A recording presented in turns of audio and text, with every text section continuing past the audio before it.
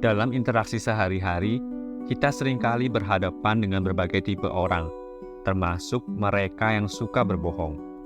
Berdebat dengan pembohong bisa menjadi pengalaman yang sangat memfrustasikan dan melelahkan.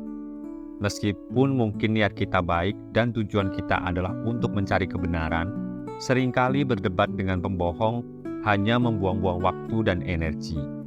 Dalam video kali ini, kita akan menjelaskan mengapa berdebat dengan pembohong itu tidak produktif, bagaimana cara mengenali mereka, dan strategi untuk menghadapi situasi seperti ini dengan bijaksana.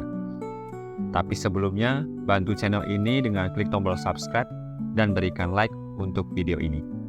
Manusia inspirasi, kau memberi arti, tidak kenal lelah mengejar mimpi. Mengapa berdebat dengan pembohong tidak produktif? 1. Kehilangan waktu dan energi. Berdebat dengan pembohong seringkali menjadi usaha yang sia-sia.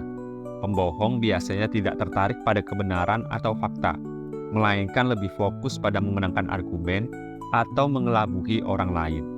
Ketika kita berdebat dengan mereka, kita mungkin menghabiskan banyak waktu dan energi tanpa hasil yang berarti. Ini bisa menyebabkan frustasi dan kelelahan yang tidak perlu. 2. Memperburuk konflik. Pembohong seringkali menggunakan taktik manipulasi dan kebohongan untuk membuat argumen mereka terlihat lebih kuat.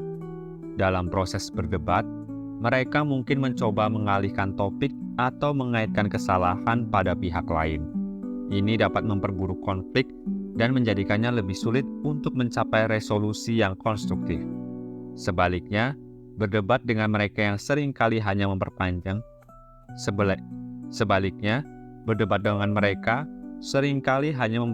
dan memperumit masalah. 3. Menyebabkan stres dan kecemasan. Berhadapan dengan pembohong dapat menimbulkan stres dan kecemasan. Ketika kita merasa tidak bisa mempercayai apa yang dikatakan seseorang dan harus terus-menerus membela kebenaran, kita bisa mengalami tekanan emosional yang signifikan. Ini dapat mempengaruhi kesejahteraan mental dan emosional kita. Lalu, bagaimana cara mengenali pembohong? Pertama, ketidakkonsistenan dalam cerita. Salah satu tanda pembohong adalah ketidakkonsistenan dalam cerita mereka. Mereka mungkin memberikan informasi yang berbeda pada waktu yang berbeda, atau mengubah rincian cerita mereka sesuai kebutuhan. Jika kamu memperhatikan inkonsistensi dalam narasi mereka, ini bisa menjadi indikasi bahwa mereka tidak jujur. 2. Menghindari detail dan penjelasan. Pembohong seringkali menghindari memberikan detail yang spesifik atau penjelasan yang mendalam. Mereka mungkin memberikan jawaban yang samar atau bersikap defensif ketika diminta untuk menjelaskan lebih lanjut. Ini karena mereka tidak memiliki kebenaran yang konsisten untuk didasarkan. 3. Terlalu bersemangat untuk membuktikan kebenaran.